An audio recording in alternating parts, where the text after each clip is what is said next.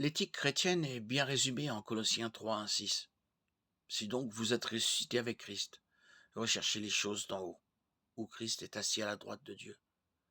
Attachez-vous aux réalités d'en haut, et non à celles qui sont sur la terre.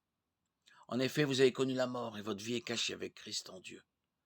Quand Christ, notre vie, apparaîtra, alors vous apparaîtrez aussi avec lui dans la gloire.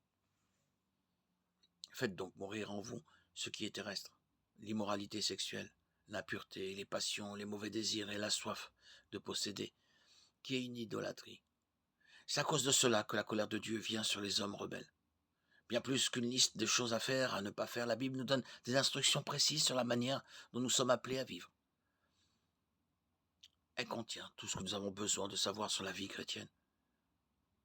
Mais elle n'aborde pas directement chaque situation à laquelle nous serons confrontés dans nos vies.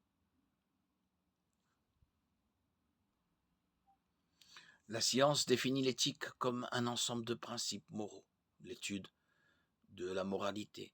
Par conséquent, l'éthique chrétienne serait un ensemble de principes dérivés de la foi chrétienne qui dirige notre conduite. Si la parole de Dieu n'aborde pas toutes les situations auxquelles nous serons confrontés dans nos vies, ces principes constituent cependant une norme de conduite qui s'applique aux situations sur lesquelles elle ne fournit aucune instruction précise.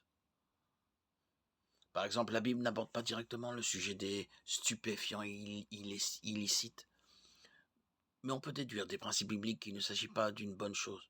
D'abord, la Bible nous dit que notre corps est le temple du Saint-Esprit et que nous devons honorer Dieu avec notre corps. 1 Corinthiens 6, 19, 20. Alors nous savons ce que les drogues font à notre corps, comment elles portent atteinte à différents organes. Nous savons donc qu'en les consommant, nous détruirons le temple du Saint-Esprit, ce qui honorerait certainement pas Dieu. La Bible nous appelle à nous soumettre aux autorités instituées par Dieu lui-même. Romains 13, 1. Étant donné que les drogues sont illégales, les consommer revient à ne pas se soumettre aux autorités, mais à nous rebeller contre elles. Cela signifie-t-il qu'il n'y aurait plus de mal à se droguer si les drogues étaient illégalisées?